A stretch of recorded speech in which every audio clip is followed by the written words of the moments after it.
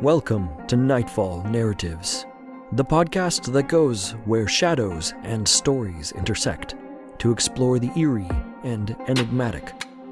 Join us as we journey into the heart of the unknown, immersing ourselves in tales of suspense and terror.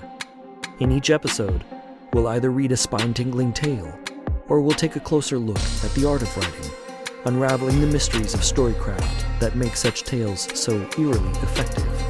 So, sit back, relax, and feel the embrace of the mysterious as we embark on this journey into the heart of the night.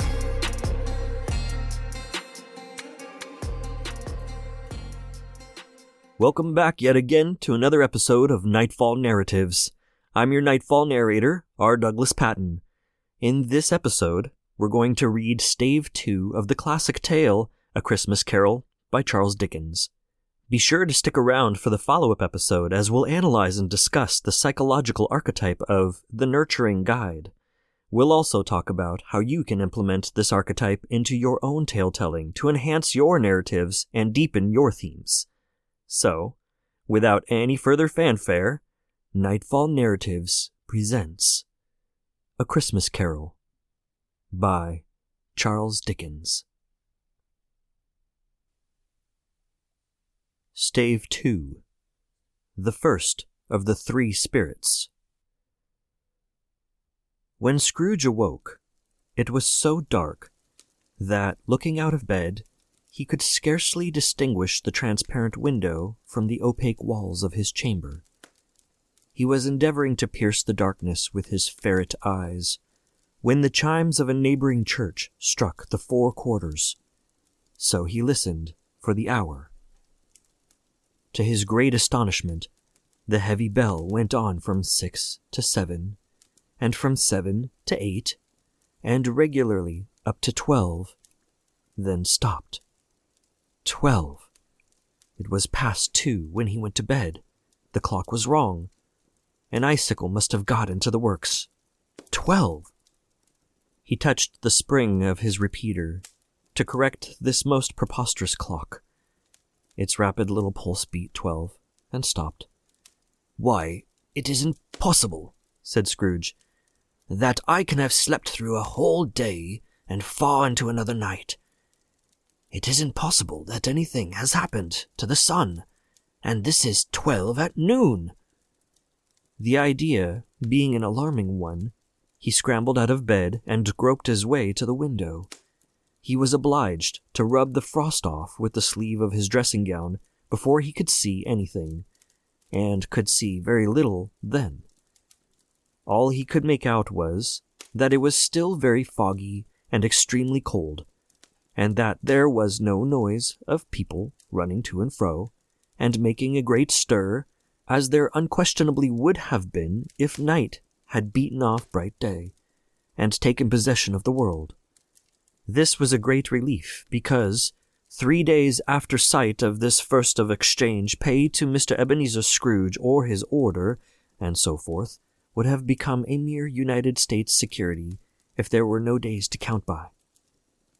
Scrooge went to bed again, and thought, and thought, and thought it over, and over, and over, and could make nothing of it. The more he thought, the more perplexed he was, and the more he endeavored not to think, the more he thought. Marley's ghost bothered him exceedingly. Every time he resolved within himself, after mature inquiry, that it was all a dream, his mind flew back again, like a strong spring released, to its first position, and presented the same problem to be worked all through. Was it a dream or not? Scrooge lay in this state until the chime had gone 3 quarters more, when he remembered, on a sudden, that the ghost had warned him of a visitation when the bell tolled 1. He resolved to lie awake until the hour was past, and considering that he could no more go to sleep than go to heaven, this was perhaps the wisest resolution in his power. The quarter was so long that he was more than once convinced he must have sunk into a doze unconsciously, and missed the clock. At length it broke upon his listening ear. Ding dong. 1/4 past, said Scrooge, counting. Ding dong. 1/2 past, said Scrooge. Ding dong. 1/4 to it, said Scrooge. Ding dong. The hour itself, said Scrooge triumphantly, and nothing else. He spoke before the hour bell sounded, which it now did with a deep, dull, hollow, melancholy 1. Light flashed up in the room upon the instant, and the curtains of his bed were drawn. The curtains of his bed were drawn aside, I tell you, by a hand, not the curtains at his feet, nor the curtains at his back, but those to which his face was addressed. The curtains of his bed were drawn aside, and Scrooge, starting up into a half-recumbent attitude, found himself face to face with the unearthly visitor who drew them, as close to it as I am to you now, and I am standing in the spirit at your elbow.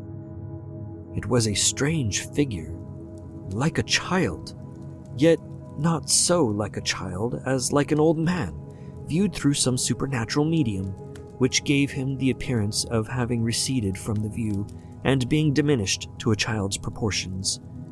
Its hair, which hung about its neck and down its back, was white as if with age, and yet the face had not a wrinkle in it, and the tenderest bloom was on the skin.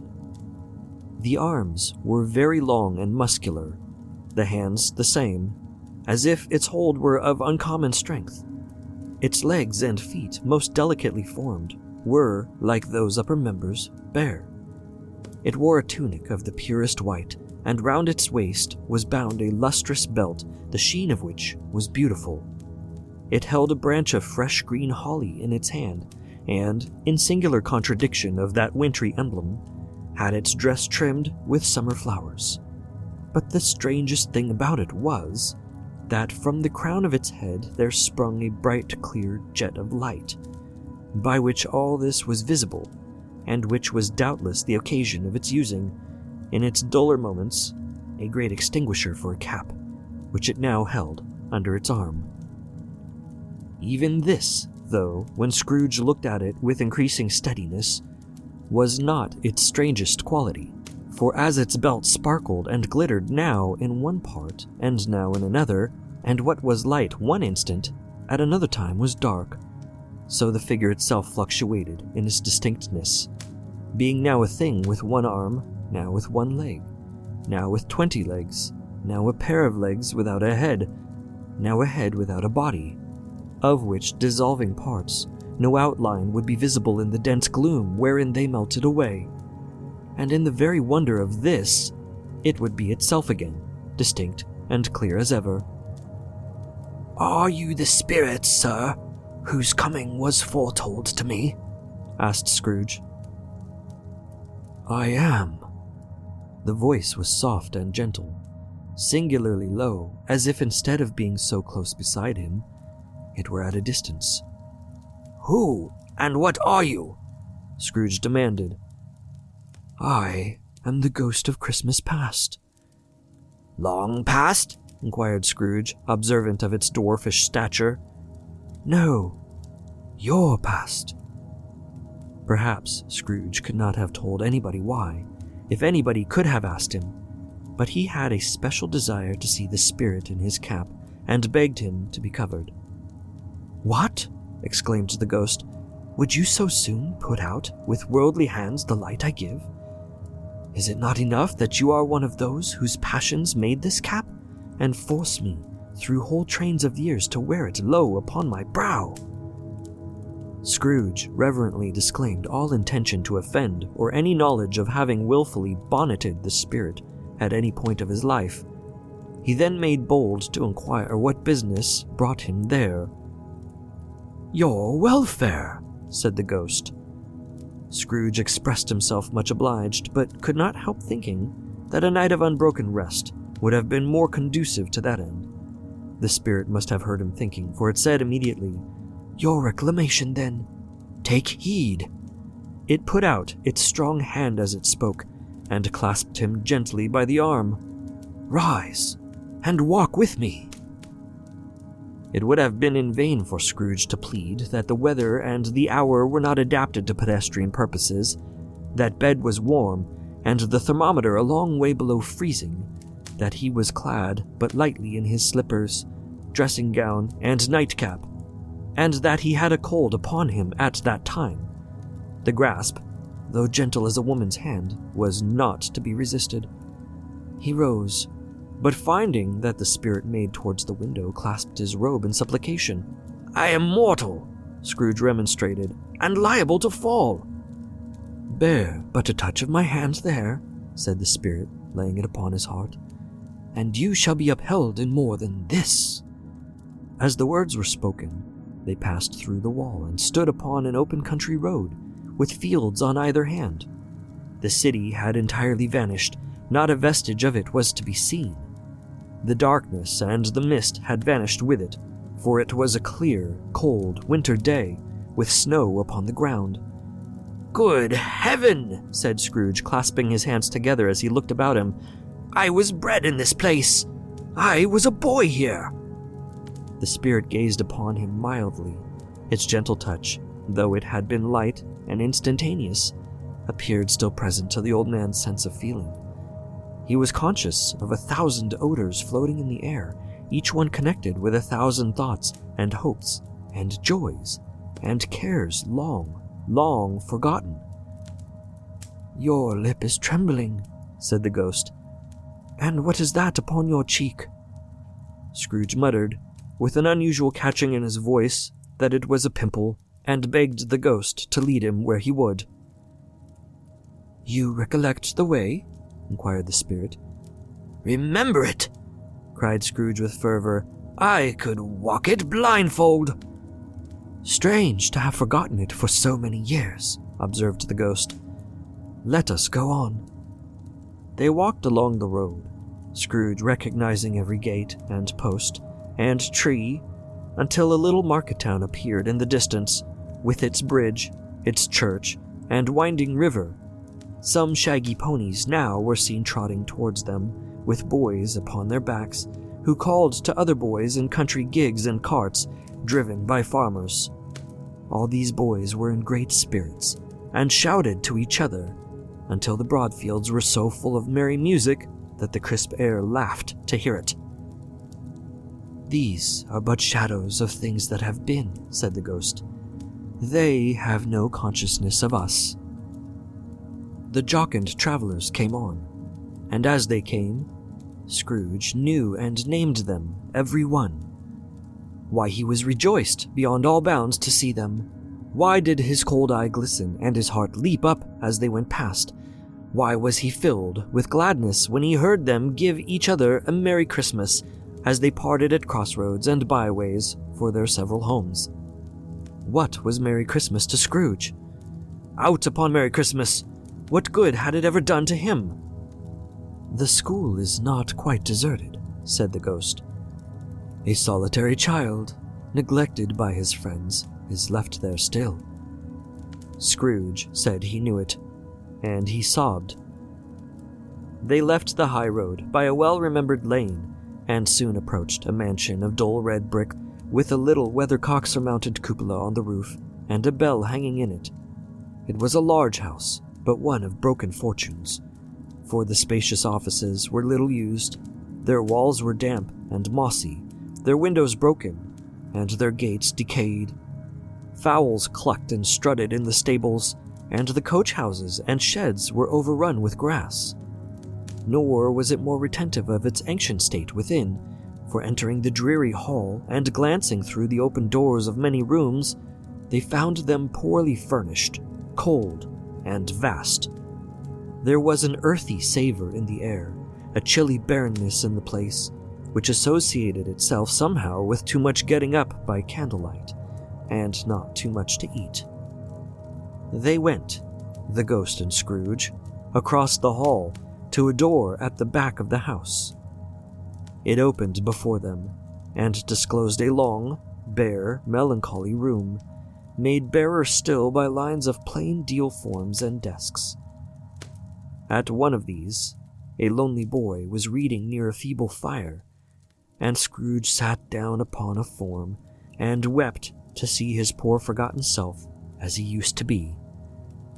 Not a latent echo in the house, not a squeak and scuffle from the mice behind the paneling, not a drip from the half-thawed waterspout in the dull yard behind, not a sigh among the leafless boughs of one despondent poplar, not the idle swinging of an empty storehouse door, no, not a clicking in the fire, but fell upon the heart of Scrooge with a softening influence, and gave a freer passage to his tears. The spirit touched him on the arm, and pointed to his younger self, intent upon his reading. Suddenly a man, in foreign garments, wonderfully real and distinct to look at, stood outside the window, with an axe stuck in his belt, and leading by the bridle an ass laden with wood. "Why, it's Ali Baba!"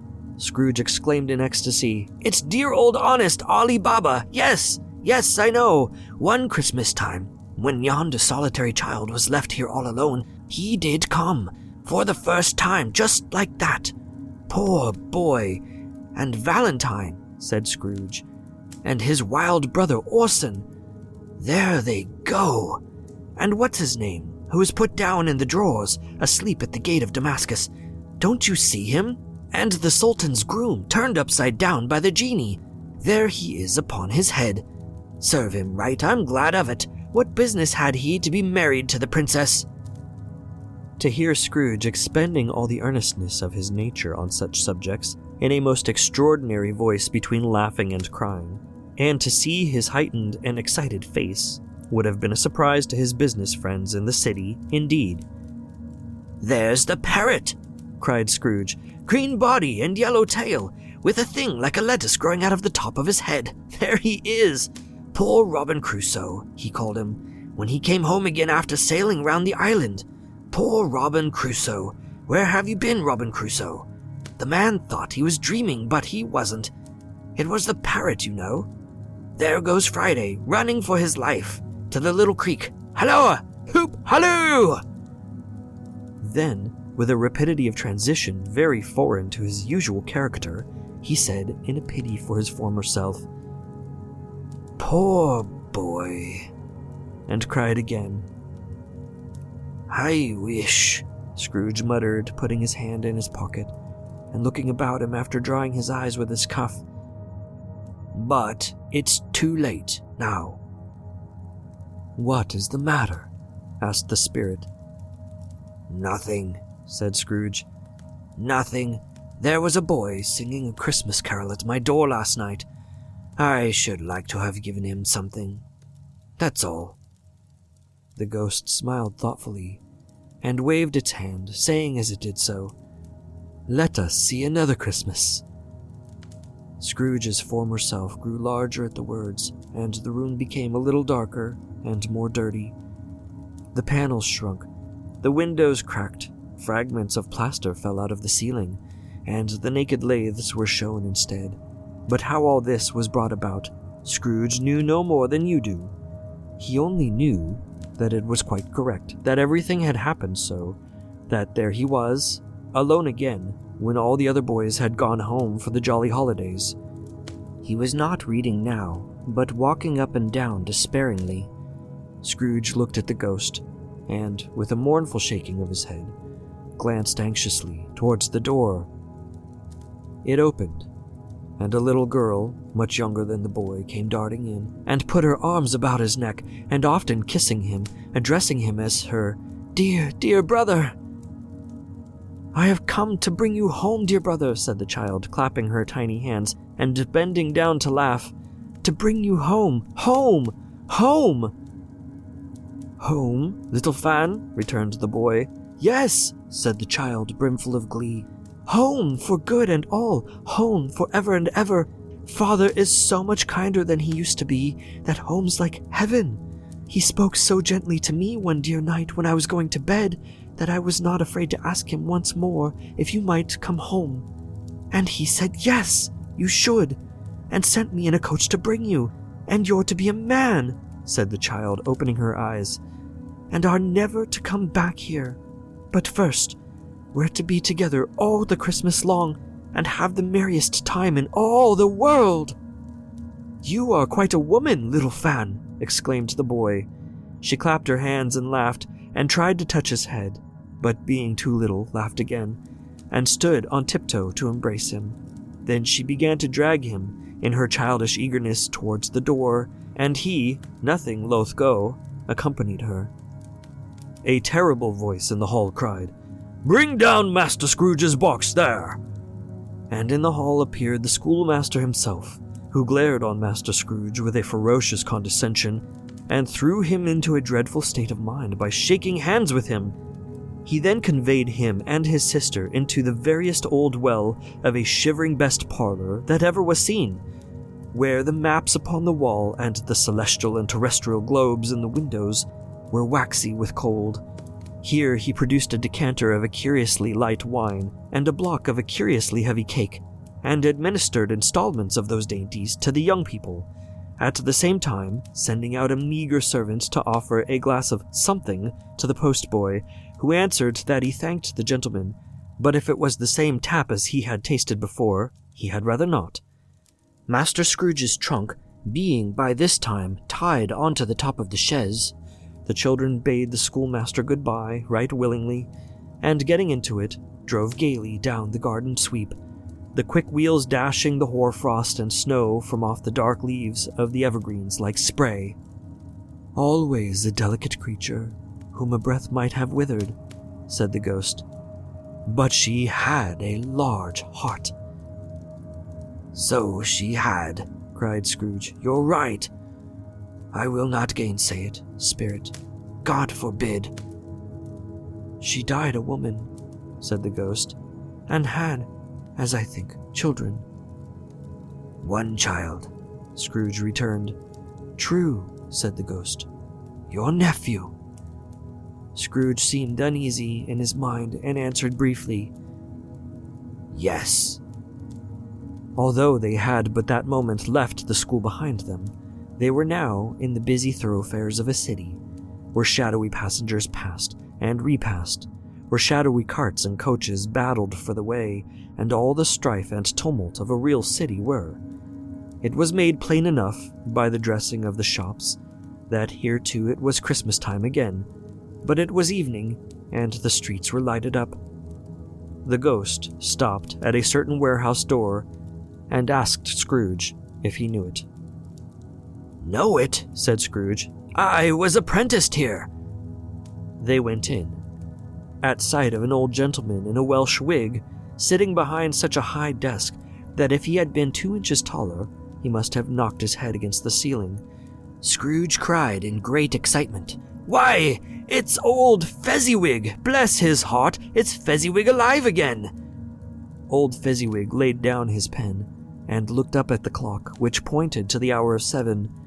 He rubbed his hands, adjusted his capacious waistcoat, laughed all over himself, from his shoes to his organ of benevolence, and called out in a comfortable, oily, rich, fat, jovial voice, "Yo-ho there, Ebenezer! Dick!" Scrooge's former self, now grown a young man, came briskly in accompanied by his fellow prentice. "Dick Wilkins, to be sure," said Scrooge to the ghost. "Bless me, yes! There he is. He was very much attached to me, was Dick. Poor Dick. Dear, dear."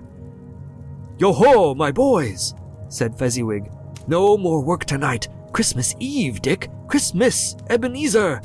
Let's have the shutters up," cried old Fezziwig, with a sharp clap of his hands, "before a man can say Jack Robinson." You wouldn't believe how those two fellows went at it. They charged into the street with the shutters, 1, 2, 3, had 'em up in their places, 4, 5, 6, barred 'em and pinned 'em, 7, 8, 9, and came back before could have got to 12, panting like racehorses. "Hilly-ho!" cried old Fezziwig, skipping down from the high desk with wonderful agility. "Clear away, my lads, and let's have lots of room here. Hilly-ho, Dick! Chirrup, Ebenezer!" Clear away There was nothing they wouldn't have cleared away, or couldn't have cleared away, with old Fezziwig looking on. It was done in a minute. Every movable was packed off, as if it were dismissed from public life for evermore. The floor was swept and watered, the lamps were trimmed, fuel was heaped upon the fire, and the warehouse was as snug and warm and dry and bright a ballroom as you would desire to see upon a winter's night. In came a fiddler with a music book, and went up to the lofty desk, and made an orchestra of it, and tuned like 50 stomach aches. In came Mrs. Fezziwig, one very substantial smile. In came the 3 Miss Fezziwigs, beaming and lovable. In came the 6 young followers whose hearts they broke.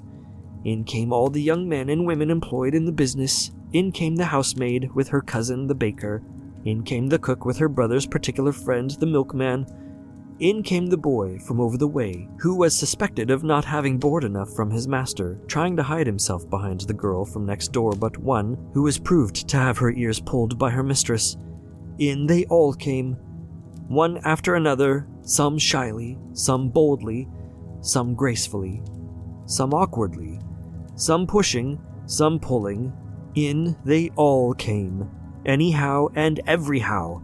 Away they all went, 20 couples at once, hands half round and back again the other way, down the middle and up again, round and round in various stages of affectionate grouping. Old top couple always turning up in the wrong place, new top couple starting off again, as soon as they got there, all top couples at last, and not a bottom one to help them.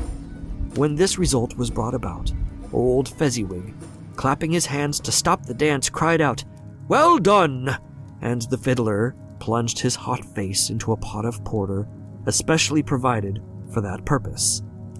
But scorning rest, upon his reappearance, he instantly began again, though there were no dancers yet, as if the other fiddler had been carried home, exhausted, on a shutter, and he were a brand new man resolved to beat him out of sight, or perish.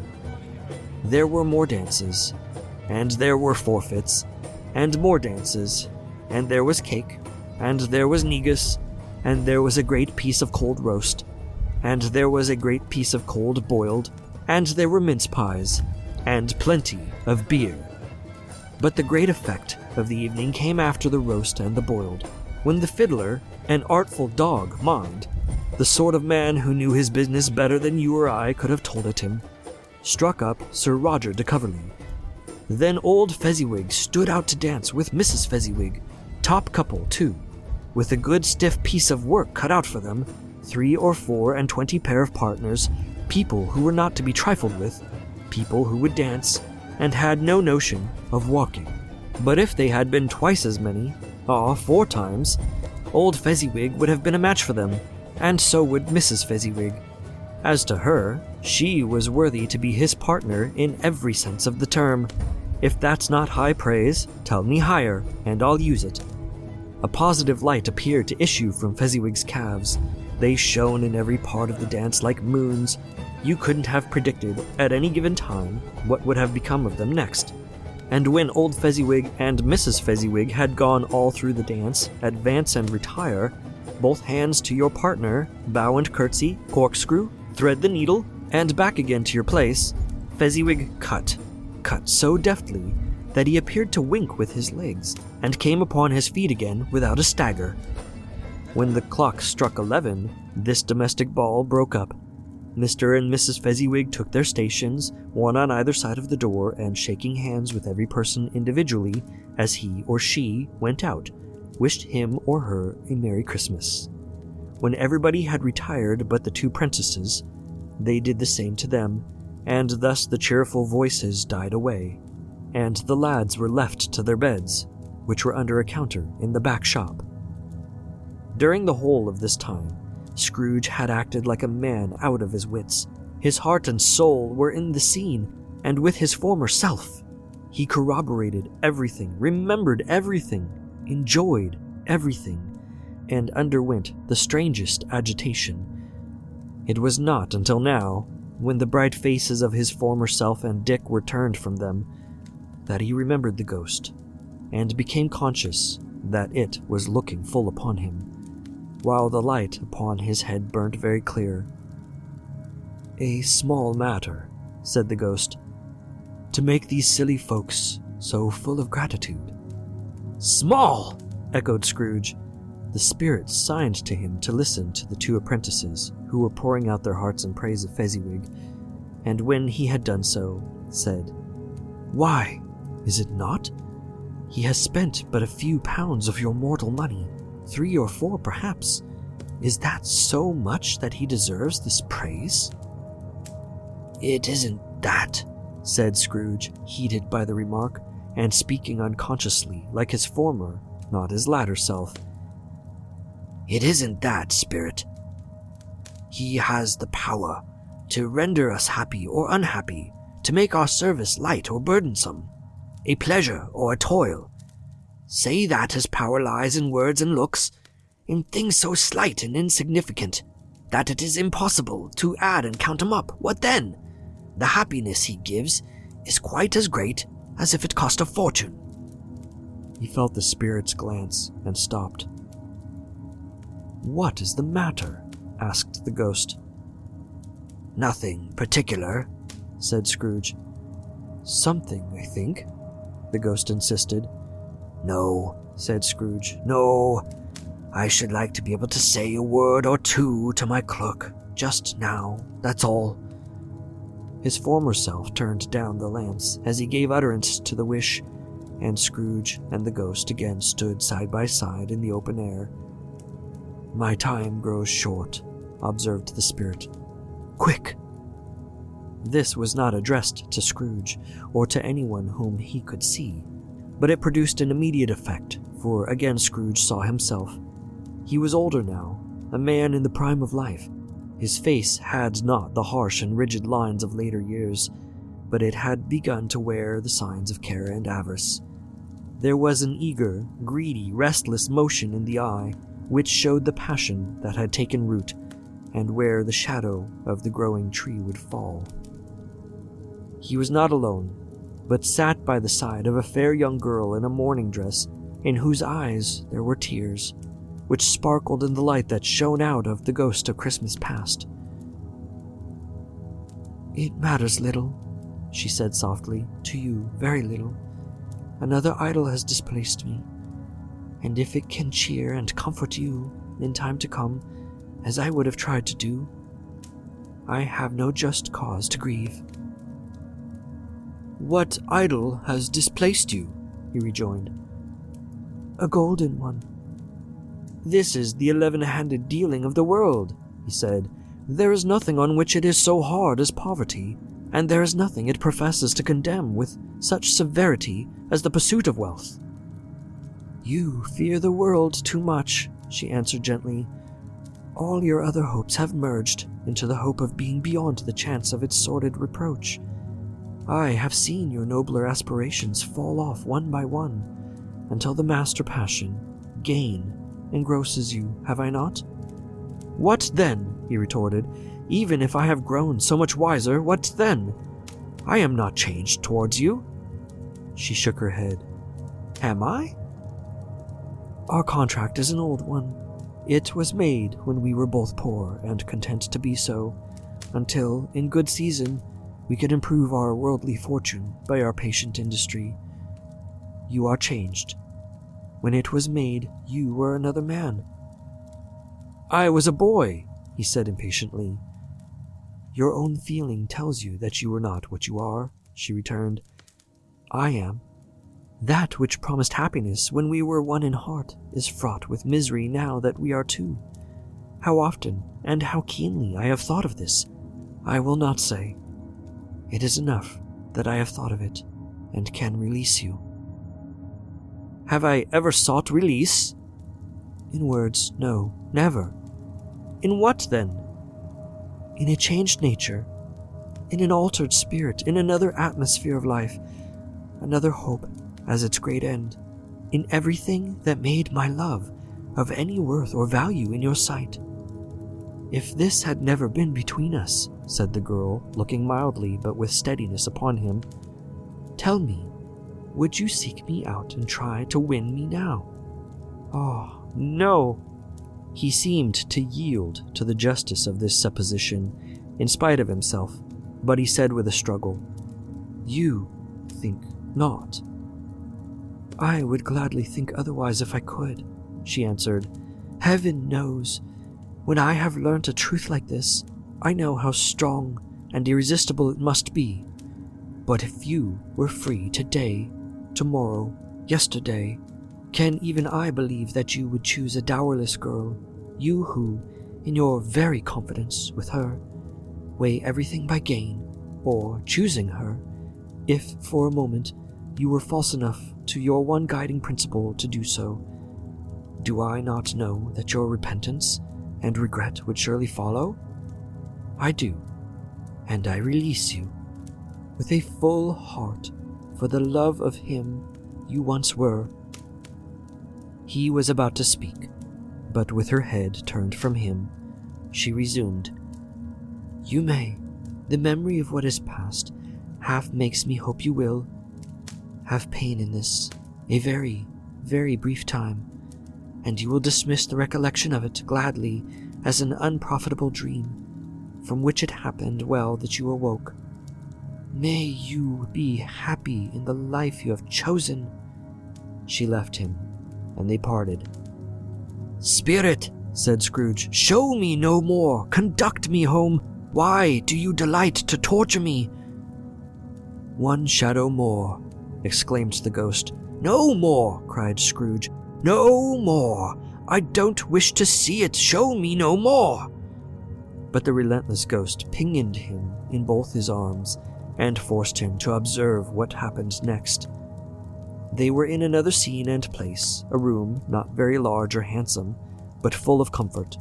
Near to the winter fire sat a beautiful young girl, so like that last that Scrooge believed it was the same, until he saw her, now a comely matron, sitting opposite her daughter.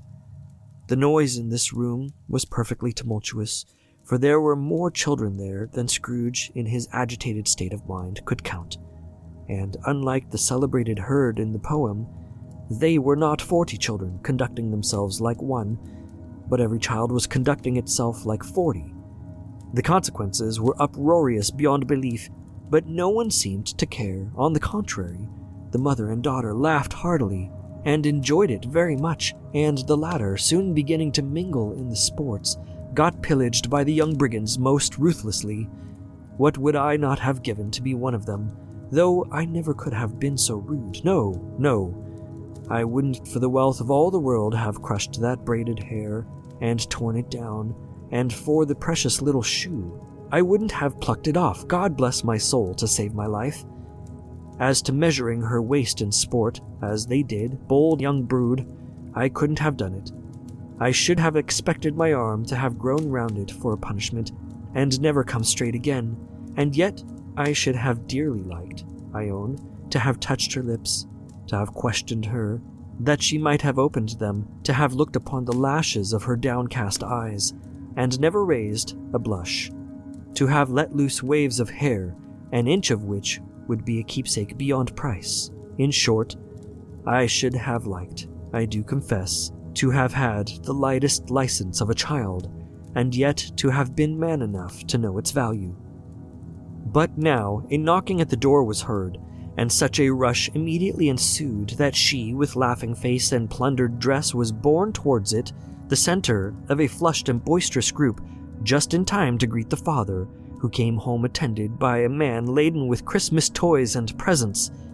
Then the shouting and the struggling, and the onslaught that was made on the defenseless porter, the scaling him with chairs for ladders to dive into his pockets, despoil him of brown paper parcels, hold on tight by his cravat, hug him round his neck, pommel his back, and kick his legs in irrepressible affection, the shouts of wonder and delight with which the development of every package was received, the terrible announcement that the baby had been taken in the act of putting a doll's frying pan into its mouth, and was more than suspected of having swallowed a frictious turkey glued on a wooden platter, the immediate relief of finding this a false alarm, the joy and gratitude and ecstasy, they are all indescribable alike. It is enough that by degrees the children and their emotions got out of the parlor, and by one stair at a time, up to the top of the house, where they went to bed, and so subsided. And now Scrooge looked on more attentively than ever, when the master of the house, having his daughter leaning fondly on him, sat down with her and her mother at his own fireside.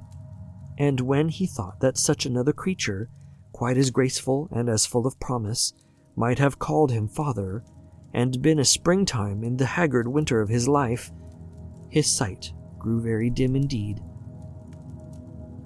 "Belle," said the husband, turning to his wife with a smile, "I saw an old friend of yours this afternoon."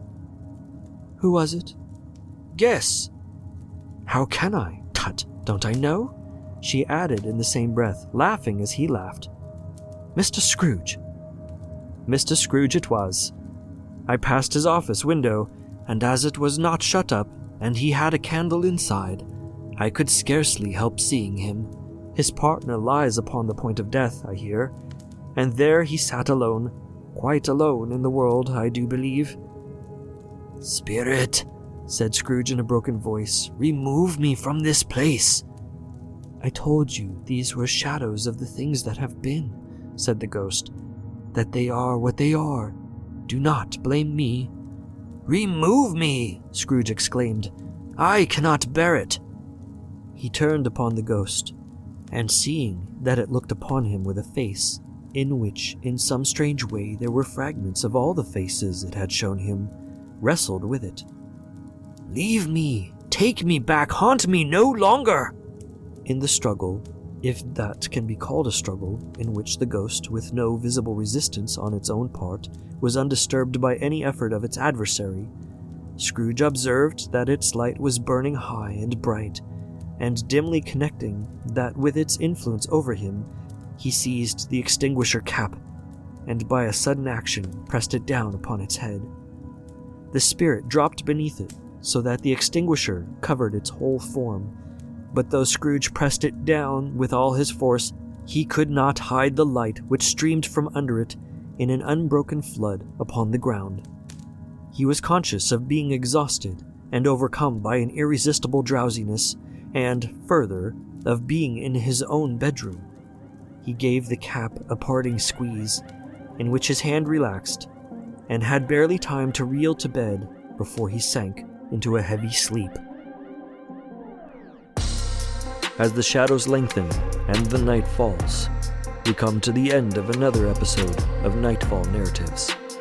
We hope you found our exploration of dark and mysterious storytelling and the art of writing thought-provoking and haunting. Remember, the stories we tell have the power to both chill us to the bone and inspire us to create our own. Join us again for our next episode, and until then, keep your eyes open and your mind curious, for anything is possible.